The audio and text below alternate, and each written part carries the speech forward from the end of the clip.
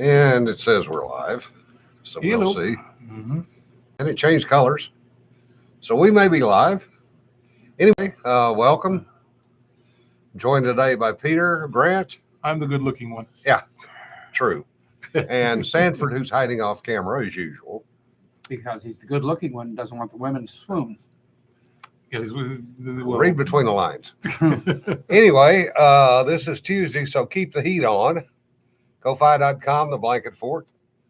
Any donations are appreciated. And as always, we are sponsored by King Harv's Coffee. Come on, focus.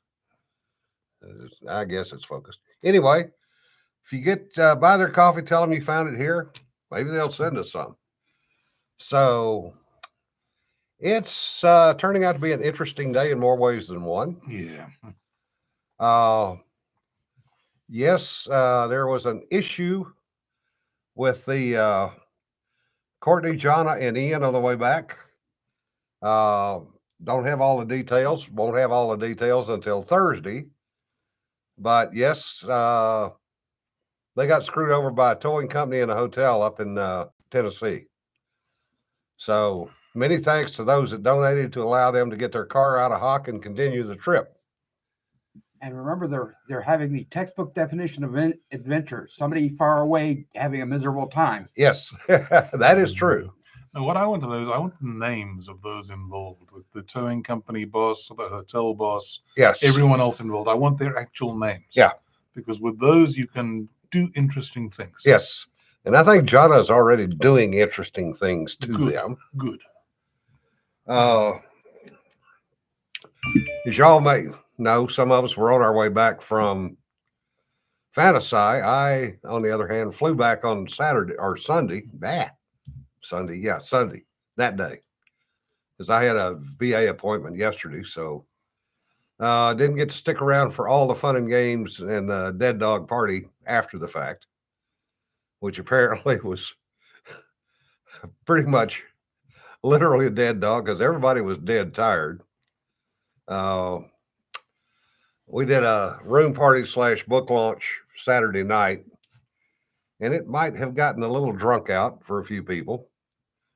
And I finally saw Ian Sunday morning, and he was kind of sitting in a chair, leaned up against the wall in the restaurant going, I hurt. How many anthologies did he agree to while under the weather? I'm not sure because I left. Yeah. Good little con, though. It was smaller than the year before, but it was still pretty good. Yeah, all of them. That's about right.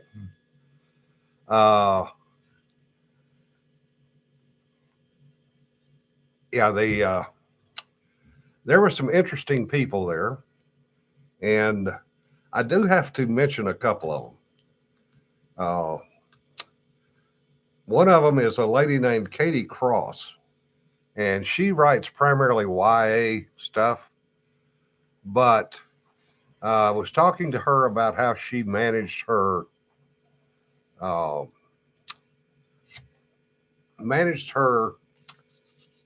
outlining of her books and her characters and everything else. And her spreadsheet that she uses is huge. But she has every character, their background, their age, what they look like. She has significant plot lines, where they tie in. I mean, this thing is a beautiful work of art. And I'm sitting there going, yeah, that's beautiful. Thinking to myself, you know, if I could do that, it would sure make things a lot easier. You'd never find what you're trying to find, the guy that's the second mate on the ship, and you never find him because too many other people looked. She would be able to point directly to him. Yeah. Now, his problem is that they change sex in between the books and that kind of thing. And the other one was this bright, cheerful young lady named Alyssa Hazel. Very good-looking young lady. She's bright, bubbly, and everything else. And she writes horror and macabre. I'm going, how? I mean, she is the antithesis of the type of person you would expect to be able to write horror. I want to see Jonna write horror. That could be something else. Yeah. Cedar writes horror occasionally. and doesn't know she's writing horror. How the hell did they do that? I can't. I won't write horror. I can't. As a Yeah. genre, I won't touch it because I've seen things in my life that are more than adequately horrifying in real life, and I don't ever want to see that in fiction or anything like it. So that's quite simple. It leaves me out. Yeah. Yeah. The other thing that's interesting in the writing front, Mona Lisa got a really good shout out at the Bain Road Show with her new novel. And John Van Stry got a good shout out. So our folks are, kind of making inroads there. We had a good chance to sit down and talk to Rob Hampton. And if you want to read a book that really talks about what rehab is like, both from the physical and the psychological, strongly recommend Rob's new book, The Moon, the Stars, and the Desert. Excellent book. And it's what the $6 million man should have been. So take that for what it's worth. Yes, we do have one of our favorites who is writing again, and that's John Ringo. John has put up a Substack, and he's going to be writing books on Substack. I'm thinking seriously of following his examples with my new releases. Yeah. Because it does look rather interesting. Yeah.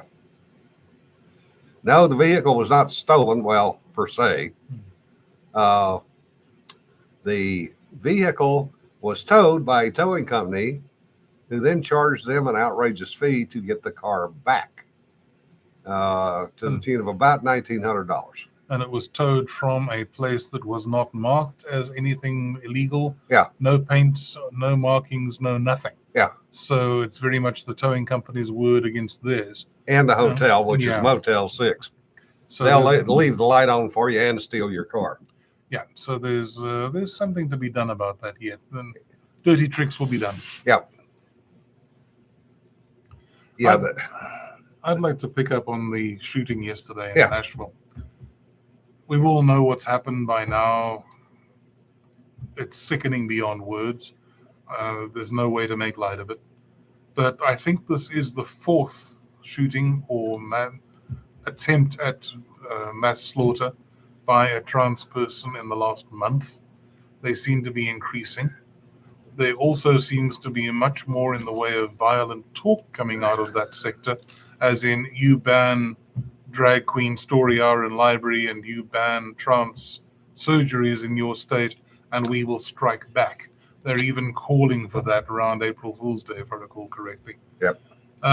We're going to have to watch out for this because these guys the guys and the girls are quite frankly nuts.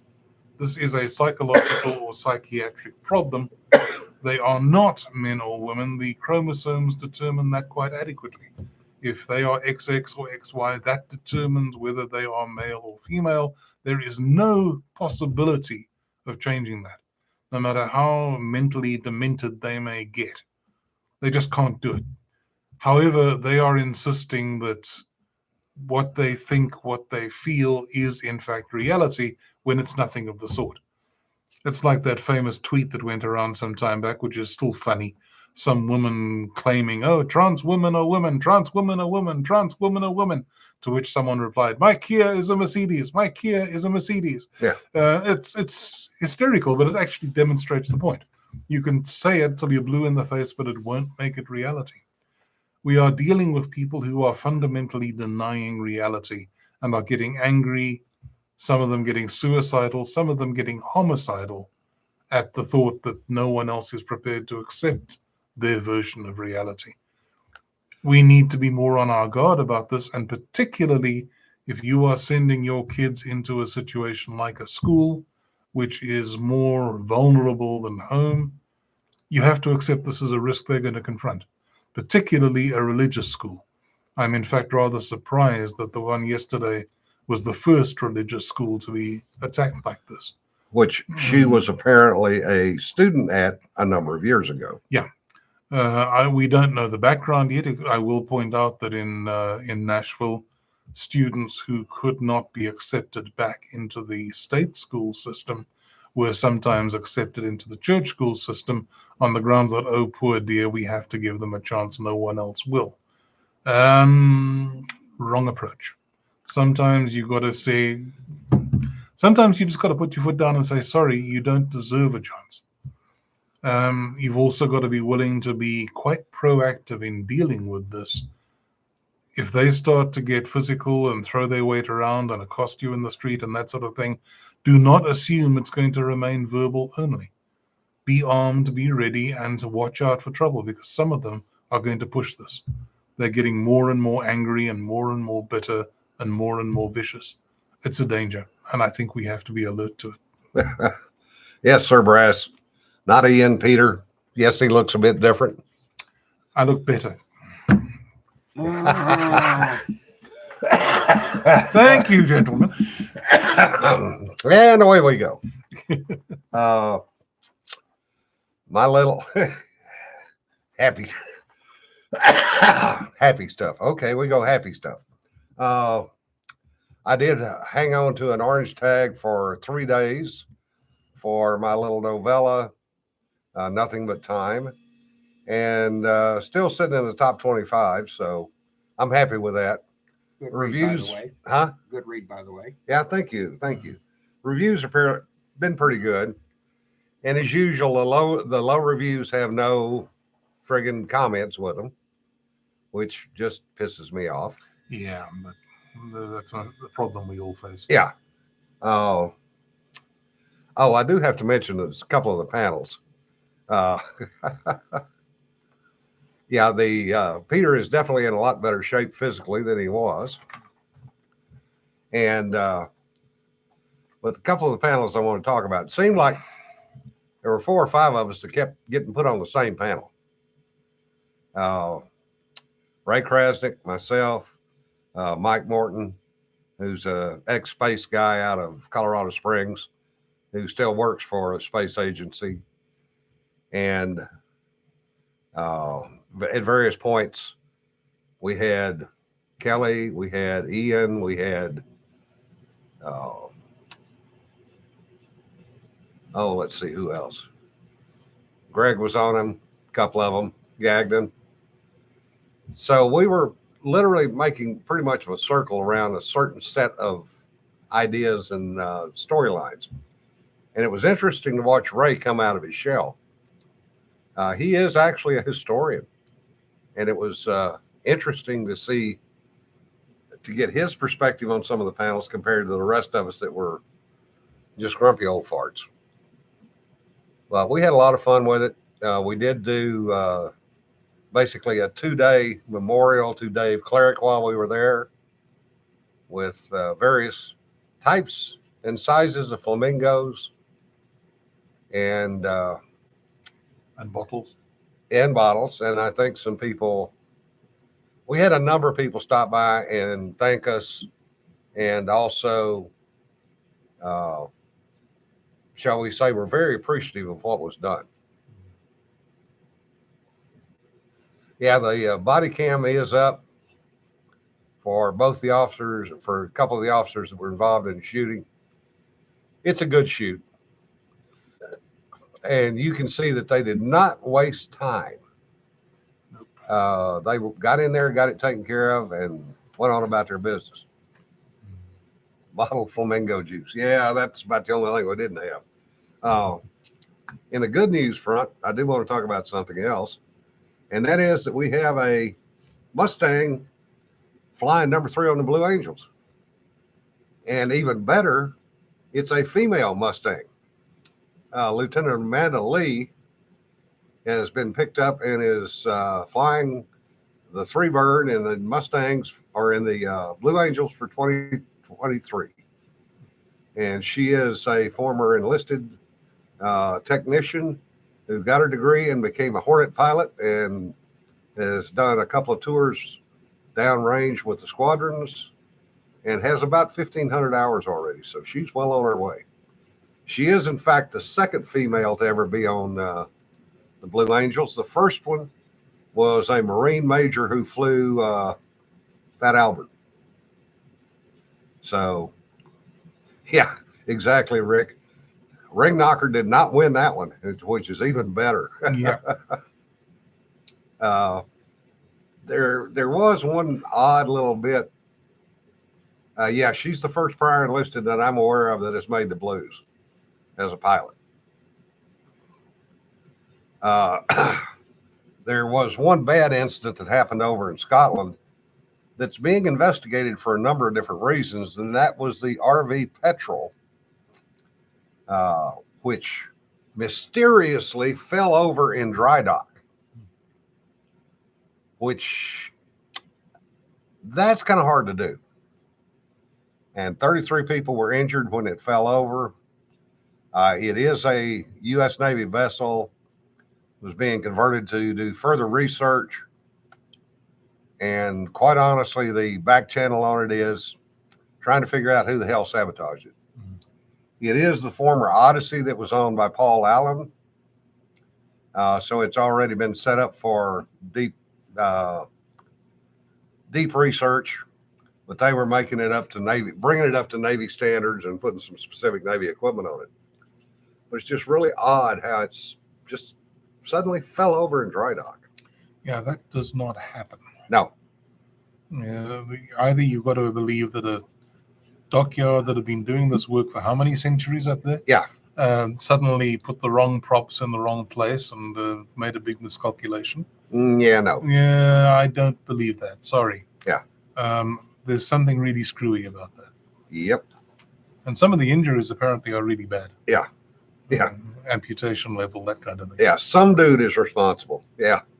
Well, the question is, which some dude from where? Yeah. The weather, as usual, has been flaky, along with the internet lately. I don't know about anybody else, but Facebook was acting up this morning. Yeah, Yeah. Gmail and the Google services were playing up last week. Yeah. Badly. Yeah. Oh, and by the way, speaking of Scotland and ships falling over and so on, did anyone notice that the new Premier of Scotland is an Indian who is talking about how he will take Scotland into independence from England and Yeah. rejoin the EU? He is not Scottish. Yeah. Who does he want to unite with? Are we going to have Scotland Punjabi crossover here? What tartan are they going to wear? Oh, damn, Peter. Perhaps we're going to see a Sikh turban, or there's all sorts of things you could do with it. I'm sorry, it just tickled my funny bone. Yeah, Rick, that's a damn good question that's being asked by a lot of people and no good answers. Some dude standing on the corner minding his own business. Flaky Unpredictable and Flaky Snowflakes, both, Joel. Got a text from a friend of mine in South Texas down by Big Bend who said they got 6 inches of snow down there, which they haven't had in well over 20 years. Yeah, Mayor of London's not British either. So, yeah, that's true. No one expects the Scotch-Punjabi alliance.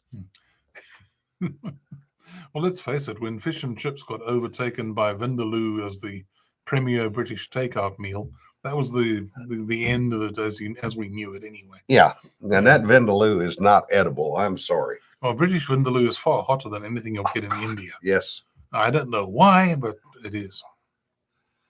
Yeah, but you pay for it twice.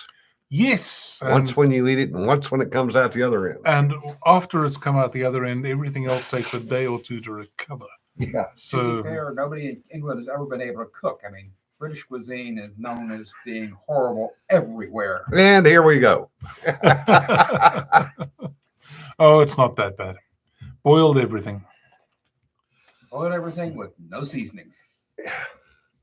But boiled steak sucks. Yes, it does. On the other hand, grilled Brussels sprouts aren't much either. No.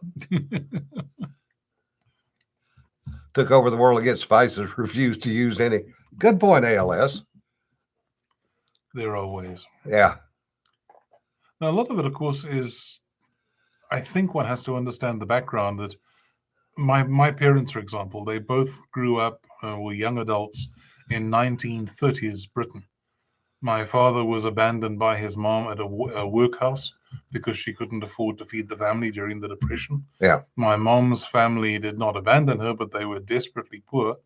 She worked as a shop assistant. My dad went into the RAF in 1936 as a boy apprentice and spent 3 years learning how to maintain aircraft just in time to catch World War II. They grew up in really straitened circumstances where you didn't have much of an option about cooking techniques or spices or seasonings. You had to make do with what food you could afford, and you cooked it in the simplest, easiest way possible. And an awful lot of Britain had to cope like that.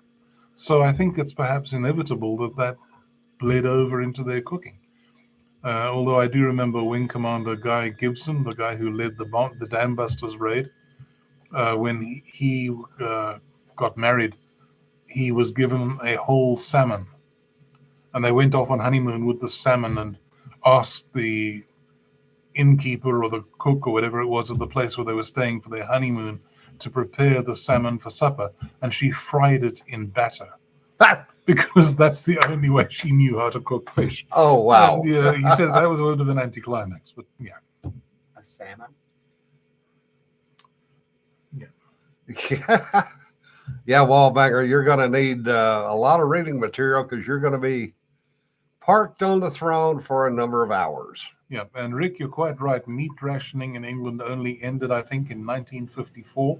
Yeah. And there's a wonderful Giles cartoon, I have it at home, showing guys wheeling barrow loads of meat around the streets. Fresh meat, it's lovely, buy now. Mom cooking a immense roast the size of the table, and a young kid sitting at the table saying, "I'm not hungry." Yeah. Which was a lot of fun in those days. Yeah, the infamous MASH episode where fresh corn got turned into cream corn. Yeah, that was one that a lot of military people, both active duty and former, went, "Oh God, yes." Seen that one happen. Yeah, they used to say in the South African Army, they took the best produce in the world and turned it into the worst garbage in the world. Yeah. Yeah, I've had a number of Army meals that can attest to that. Well, and the U.S. Army uses Marmite cans. Turn your eggs a nice shade of green. Yeah. Yeah. Now, Marmite, I enjoy the actual spread, but Yeah. no, Marmite cans. Ugh. Actually, I think technically it's mermite cans in the Army, but Yeah. And did you have to eat off those steel compartmented trays? Oh, yeah. We used to call them pig pans. Yeah, except they would just pile everything on, Yeah. not in the compartment. Oh, yeah. Yeah. It's just everything went in the middle, and it just became a Yeah. layer upon layer upon layer. Have some ice cream with your green beans. Yeah. Yeah. Yeah, matter of fact, we were discussing SOS this weekend, Yeah. and which version people like. I was amazed to find you can actually buy something called chipped beef. Yeah. Armour makes it in glass jars. Yes, and you have to soak it for 2 days to get salt out of it.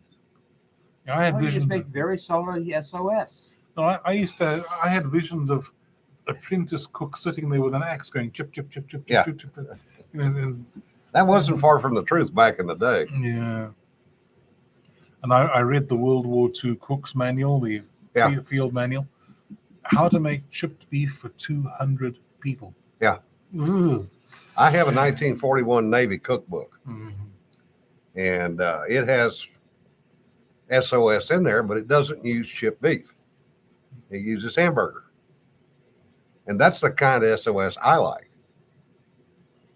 Because Personally, I want to change it to say pork sausage and reduce some of the unpleasantness. yeah, Brian, I'll be happy to show it to you next time you're down this way. Yeah, you can put a lot of things in there. Budding, yeah, that's a good point. Budding makes a chip beef that is much less salty. Never heard of budding. Yeah. Budding. They do the little plastic packs of Yeah. processed, Carl overly Budding. processed Yeah. beef. Yeah. True, Rick. Navy cooks have a recipe card for peanut butter and jelly. Yes.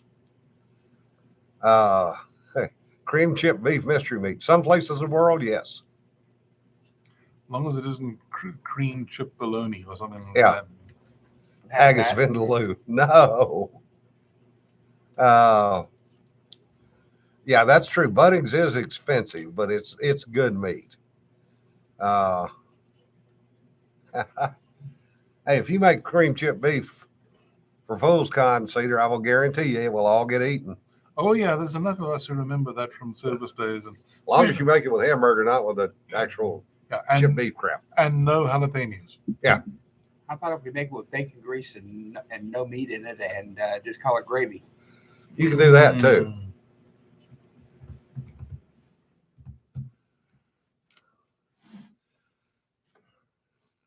Outstanding, Mr. Barton. I really appreciate that. Thank you very much. I'm going to get the rest of the Gray Man series narrated.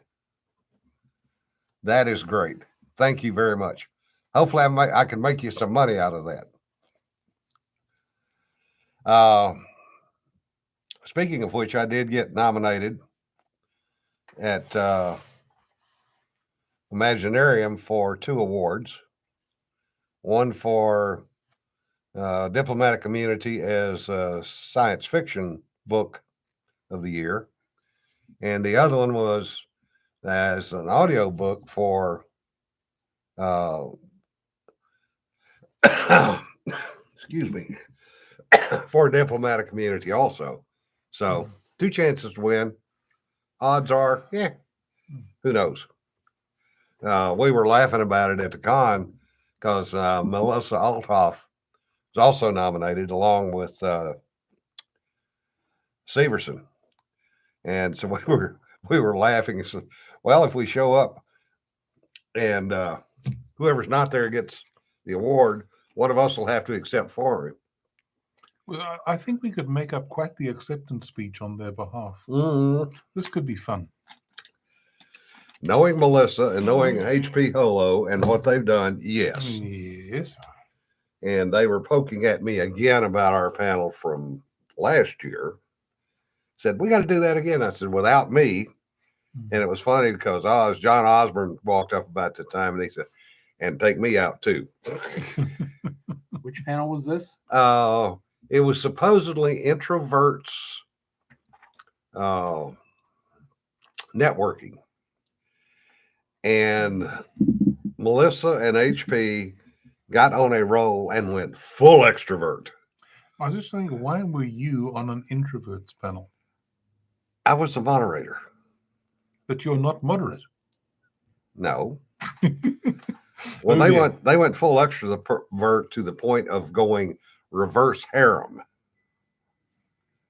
And the women in the audience were going back and forth with them. And John and I kind of leaned back, looked at each other and went, I can see how that would be somewhat less than introverted. Yes. It went off the frickin' rails and never found them again. That's part of the fun of these things, isn't it?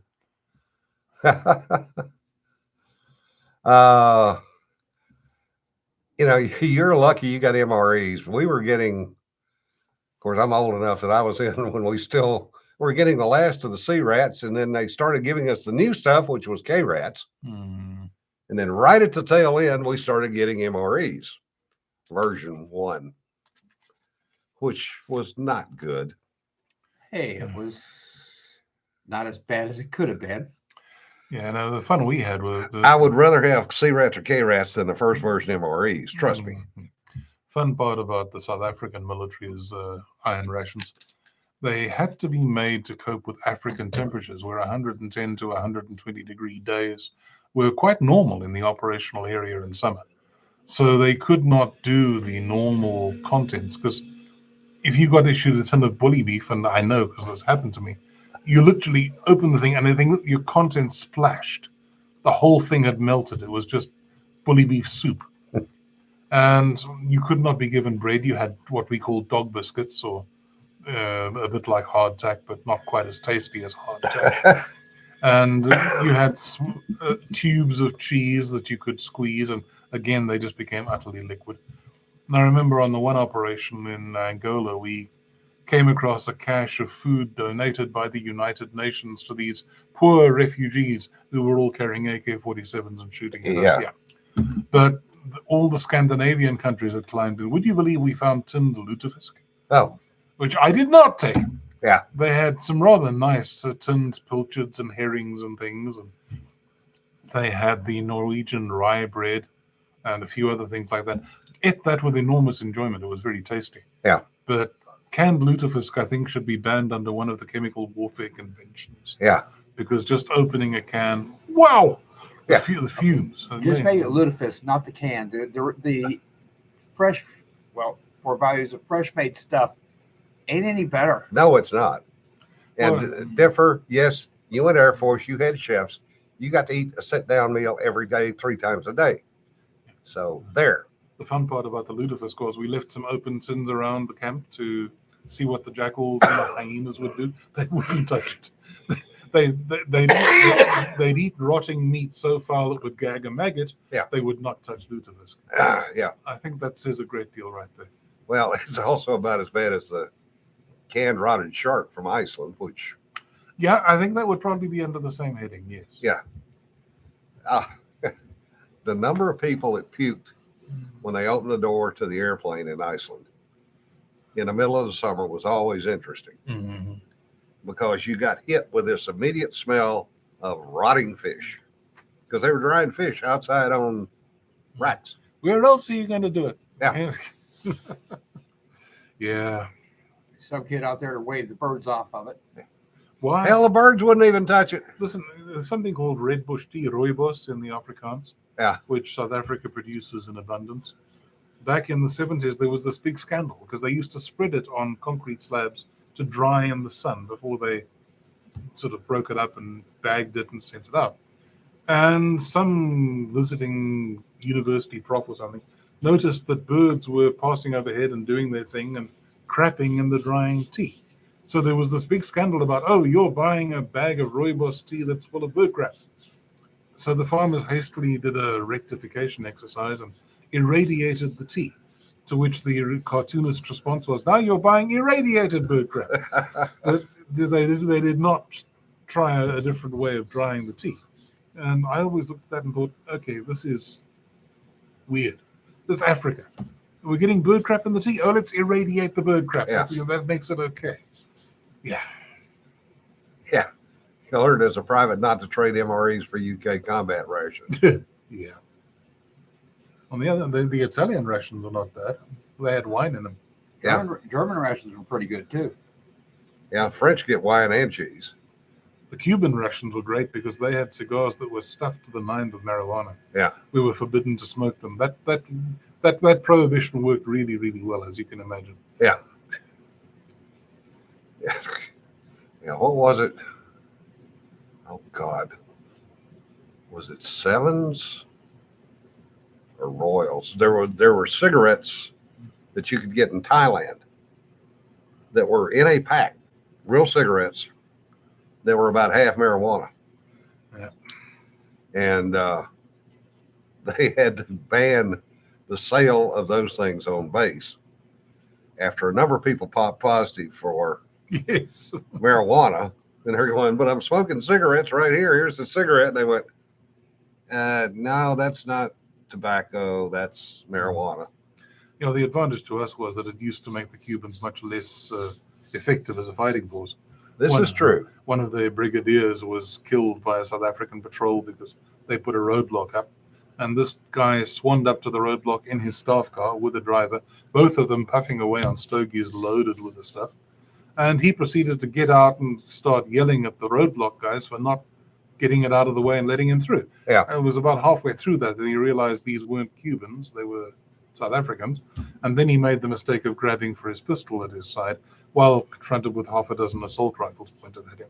That's a mistake you don't make twice. No. And they collected a number of boxes of these cigars from his car And I understand they had a very merry trip back to the South African lines, whereupon all the remaining cigars were highly confiscated and went off somewhere.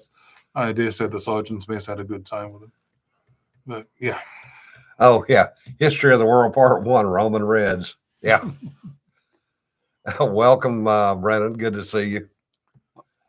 I'll have you know that I'm certain those NCOs disposed of those marijuana-laden cigars properly. They burned them. Mm-hmm. Yeah. One at a time, Yeah. taking with due care and attention, yes. Yeah.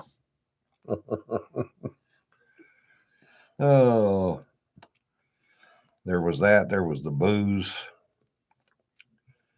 That was one of the problems in the first Gulf War, was they were shipping in beer because you couldn't get it in theater because it was illegal. But they were shipping it in 40-foot Connex boxes and then setting it on the ramp or a pier side in Qatar, in Dubai, in Kuwait City once we took it back. 140 degrees is not real good for beer. Yeah, that leads to interesting things. Yeah, like open the door of the Connex and get a flood. Yep. I like the Royal Air Force's solution. The Royal Air Force consumption of shampoo exceeded 1 million bottles. Yes. Plastic shampoo bottles. Yeah. During Gulf War I. Because it was not shampoo. Yeah, and it was quite common for American airmen to be invited over for a shampoo and soda, old boy. Yeah. Because they were having scotch bottled in shampoo bottles and Yep. sent over. And it was winked at by everybody. My favorite was still the Royal Air Force navigation beacon. Because at one point, Buster Glosson, who was the boss of the American air effort in Gulf War I, demanded from the British commander, we want to know what the location of your new secret navigation beacon, because we hear you guys talking about it, but we haven't got it on our charts. What is it? Where is it? And the RAF officer said, secret navigation beacon? He said, yeah, Mike Foxtrot Delta. And the British go, that stands for miles and miles of effing desert. Yeah. So much for that. So what's your position? Oh, I'm over Mike Foxtrot Delta. There you are. Yeah. Yeah. And there was a lot of it over there. Yes. Actually, Cedar, it was pretty much bottled, immediately loaded on airplanes and ships, and immediately went in theater very quickly. I doubt if it lasted 2 weeks in the bottle, maybe not even a week. Yeah. Especially with all the eager Americans willing to help drink the stuff. I don't think anyone actually washed their hair with it, but I wouldn't put it past them. Yeah. Well, not directly. Maybe as a secondary effect after having consumed too many bottles. Yeah. Sort of coming out by the roots. Yeah, something like that. Yeah. Yeah, Brennan, Ali Deed was screwing over people left, right, and sideways because the Brits had a bar on post, and it'd been there the whole time, but they just wouldn't let y'all go there. 50 miles south of BFE. Now, actually, Rick, it was probably 150 miles north of BFE. Mm-hmm. Yeah, the two American bars were not much. The Brits were good. They bailed us out down at Masira in the first go around. Took care of us mainly because they had two airplanes flying out of there too. So it's interesting to go back and look at the airport now. 30 years later, they've actually fixed the hangar. They've added more hangars, and apparently it's a real airport now.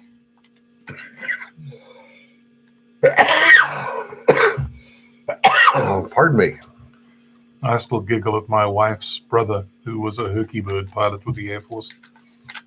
He phoned her one night when she was fast asleep, a difference between Middle East time and Alaska time, and sort of bellowed at her sleepy voice, "Dot, I'm bored. There's a camel on the runway and they won't let me shoot it." Yeah. Which I think was probably the lament of quite a few people over there. Yeah. Well, and the other way is, some of the places they were landing C-130s over there were nominally called runways. Yeah. C-130 can land in places nothing else can. Yeah. The trouble is when they get technical. This is a true story from the Angolan War. South African Air Force C-130s used to fly up at night to land, drop off supplies, pick up wounded, get out again. The Angolans had air superiority because the Russians were giving them the latest planes. South Africa couldn't get them because of the arms embargo. So we had to do it very, very carefully and stealthily and make sure that they never spotted us. One of the ways they did this was by disguising the runway lights.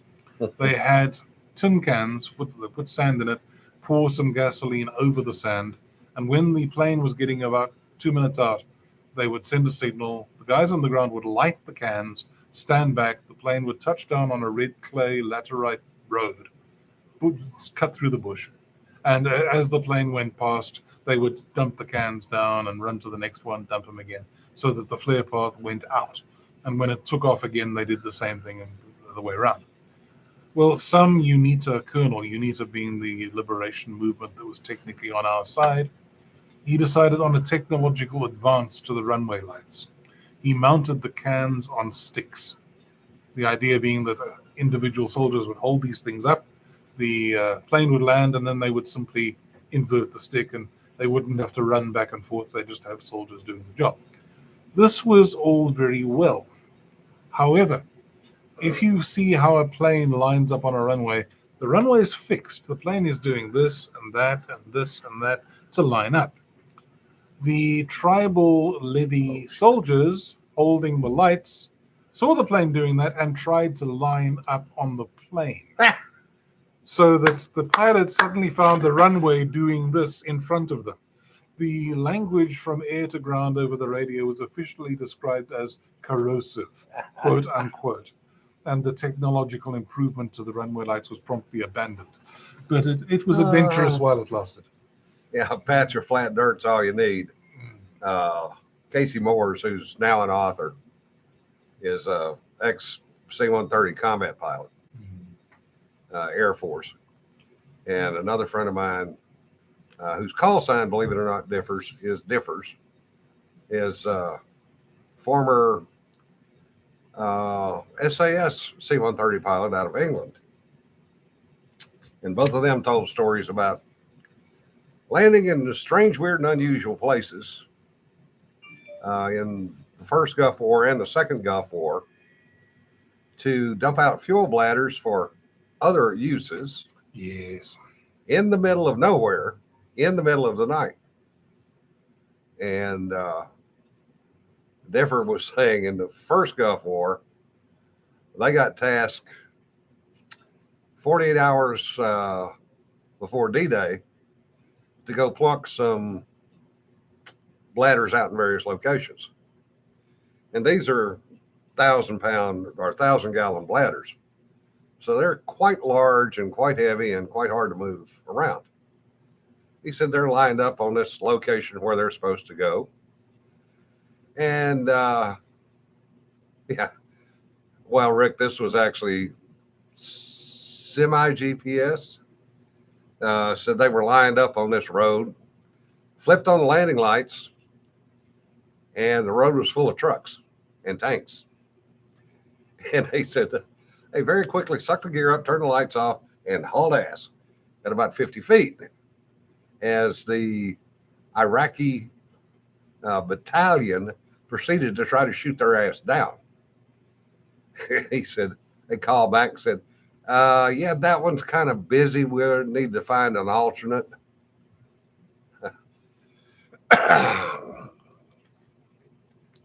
Yeah. C-130 guys are, they clank, guys and girls clank when they walk. Same thing in Quezon during Vietnam. Anybody with common sense would not try to land an airplane there or take an airplane off from there, but they did it anyway. Mm-hmm. But Different actually went to work for Lockheed down in Atlanta at Marietta. And he was a co-pilot when they looped the C-130 at the Paris Air Show. And that was actually the 5th time that airplane had been looped.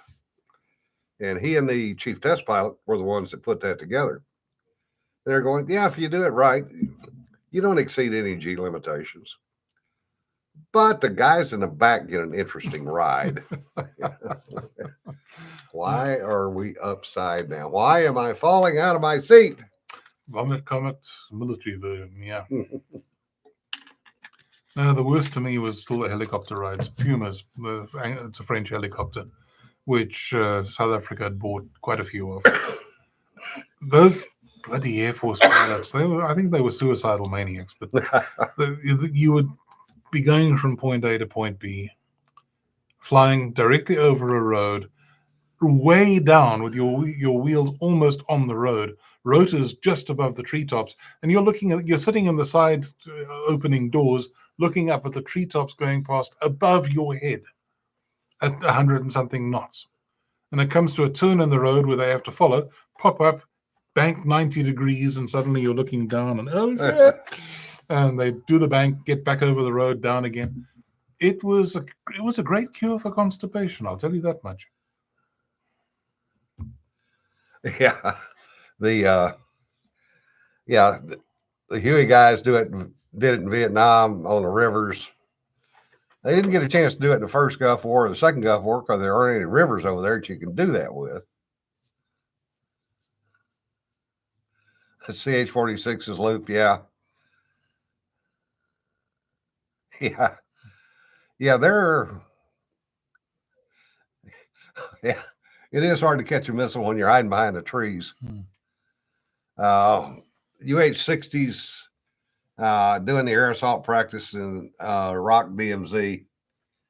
Those were always interesting because they would do the Rock Marines, and they were the ones they were dropping out of the helo. And the Rock Marines routinely kill about 10% in training. But you want somebody to go to war with, they're the guys you want to go to war with. Mm-hmm. Yeah. Yeah, Dan, that video of the Ukrainian helo changing lanes. I saw that one. Yeah, that was not Photoshop. That was real. Because what you want to get down in the dirt to keep from getting shot down, that's the way to do it. Well, that's why the videos in the early part of the war of the Russian helicopters coming in at 200-300 feet and taking a missile through the front windscreen. A number of them went down that way. Yeah. The Ukrainians learned from that. Okay, we're shooting them down at that altitude, so we need to be a lot lower. Yeah. It was quite routine for our Puma guys to come back with leaves and branches in the undercarriage. Yeah. Or, hanging in the doors or something like that. Routine. Yeah. But then Africa, you're fighting in an environment which is actively dangerous. We lost several soldiers to snakes falling out of trees as they bang past underneath and falling down the hatch of the turret, which did not work terribly well at all. Hello, how are y'all? I didn't know if y'all were recording. We are. Yeah, we are. We're live. I'll come back. Okay. All right. Jonna will not be here until tomorrow. Okay. All right. So. Thank you. Yeah. So yeah, the people that did the job didn't think they were doing anything other than their job. And, it does become a mindset. You get in the airplane, you go do what you need to do. And that became the norm rather than the exception. Of course, this was also pre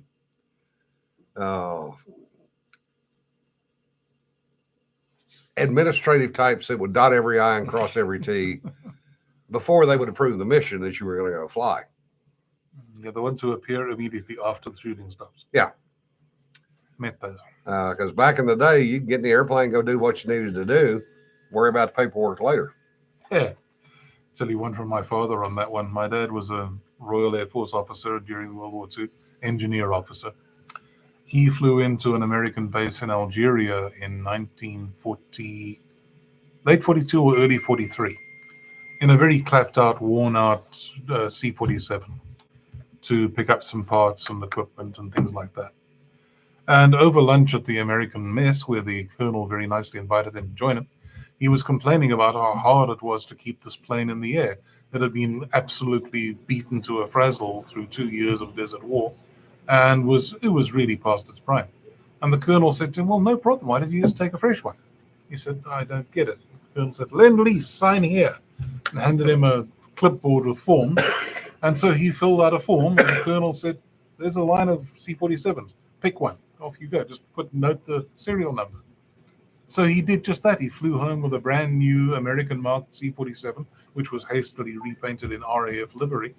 And he was terrified for the rest of the war that he was going to be called to account for how dare you, as a humble flight lieutenant, equivalent of a captain, sign for an aircraft at British government expense. It probably didn't happen because he signed the thing Flight Lieutenant Winston S. Churchill, but they got away with a lot like that. Good for him. Yes, they had their moments. Oh, and one other book note. Mona Lisa just reminded me we are also in the Ross 248 anthology, which comes out from Bain in May. And we got paid for our stories this last week. So thank you to Bain. Yeah, that's a nice little chunk of change. 65 cents a word, or 6.5 cents a word. Okay, so the meal's on you this weekend. Yeah. Yeah. Well, that was last weekend. Oh, that was fair enough. Yeah, they're 3 hours behind the curve. But the girls and Ian are on the way home. We will hear the rest of that story on Thursday. Probably rather profanely. Yes. I doubt very much that it will be a nice story.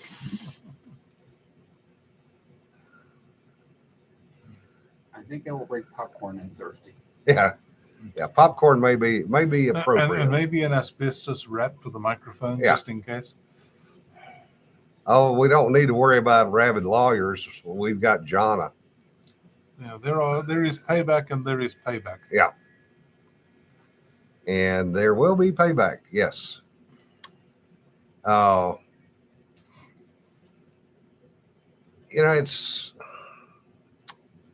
think that's one of the things that we're seeing too coming out of COVID is people screwing people over for every penny they can get because they're not worried about somebody coming back on them.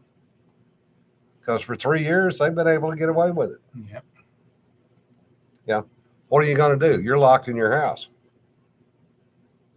And especially if they're travelers passing through, because the problem to get back there and do something is It's almost impossible. Yeah. Kermit packed the kids' earphones. Yeah. Thursday will be a not safe for work podcast. Not that this is ever safe for work anyway, but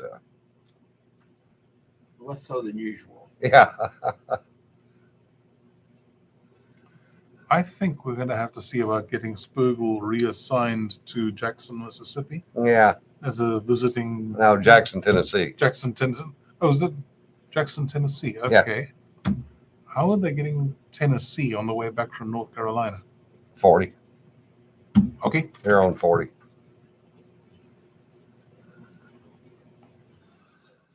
Yeah, Cedar, you're right. It does predate COVID, but it was not as egregious as it is now.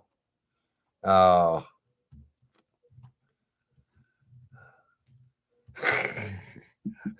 and Differ says, please, we're begging you, send a lawyer. Take Jonna back. Please, we'll pay you anything. Make it stop. Jonna has ways to get things done and a lot of friends. Yes. In interesting places.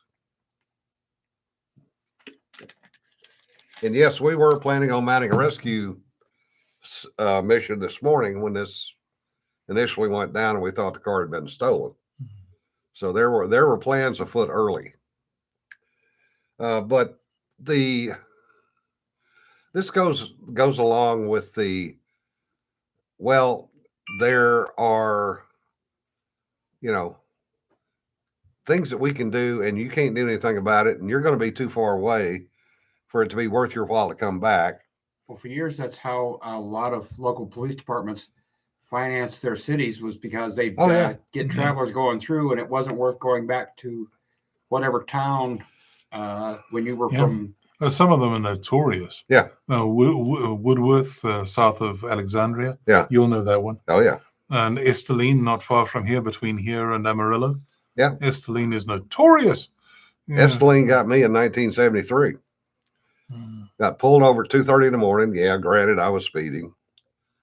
I knew I was in trouble when I was taken back to the little one-horse jail in Esteline, jail/municipal court, whatever.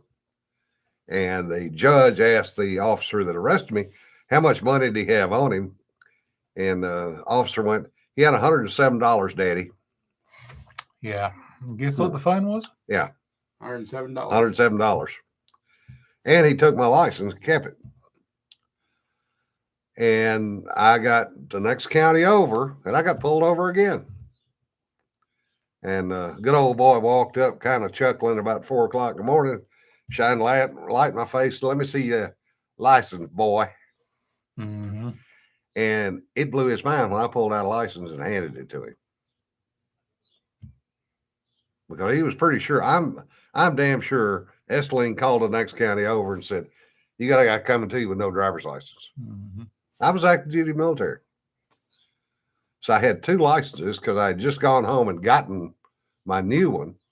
And the old paper licenses, this was before the pretty picture licenses, they were all paper. And for some reason, I handed the guy the old one first, and that was the one he kept. So I had my brand new one. So I skedaddled out of Texas at that point. Yeah. Yeah, for all the guys who say, oh, to need to go back to the old way of policing, there was a lot of corruption there too. Yeah. And we don't need to go back to that. Well, it was, every state had them. Darien, Georgia, which, by the way, just got hit by a tornado the other day. But they were notorious around Glencoe and Highway 17 in those days, because that was the major north-south route, unless you went all the way over to 301. There were a couple of places in Alabama headed toward Fort Rucker. Basically, anywhere there was a military base, a main route to a military base, there was at least one town that was notorious for traffic. Mm-hmm. And they would pull over out-of-state cars or anything with a military sticker on it. Woodworth got into immense trouble with an Army warrant officer. He was out of Fort Polk and came through town in a rather doled-up old Lincoln Continental or something, or Lincoln Town Car. Yeah. And the deputies, they were convinced this guy had to be a drug smuggler. I mean, look at this pimped-out Lincoln. So they pulled him over, and they were carrying on and swearing at him as they ripped the car apart. Where's the drugs? Tell us where the drugs are. And he just... they threw him in jail, Yeah. and he called his commanding officer. Next thing, a colonel arrives. And this is a black guy who's a warrant officer. You don't screw with a guy like that. Yeah. And they ended up with a lovely lawsuit on their hands over that one. But they destroyed his car.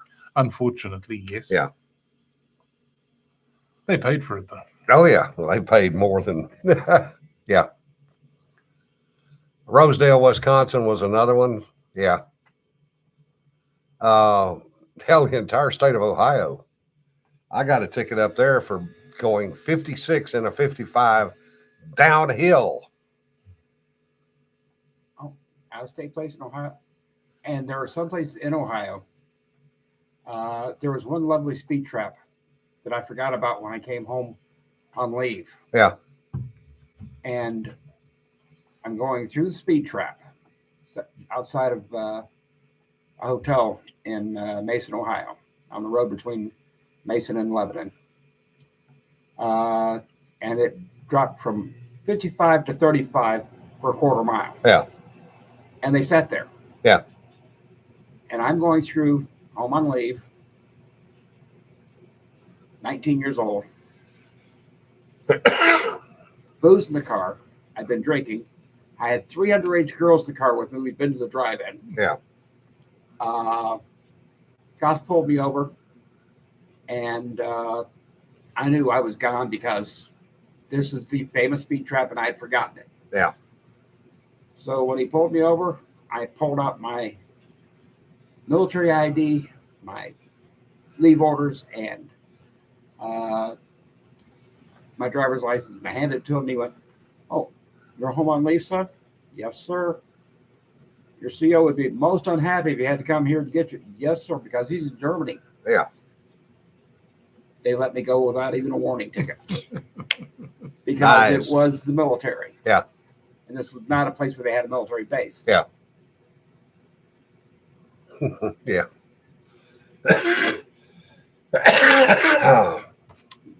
Well, we wasted another hour of your time, folks. Yep.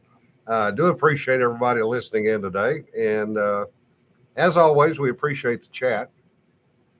We only had 28. We only got 18 likes. So obviously, y'all miss having Ian around. But Even though I'm more decorative. yeah, we will try this again on Thursday.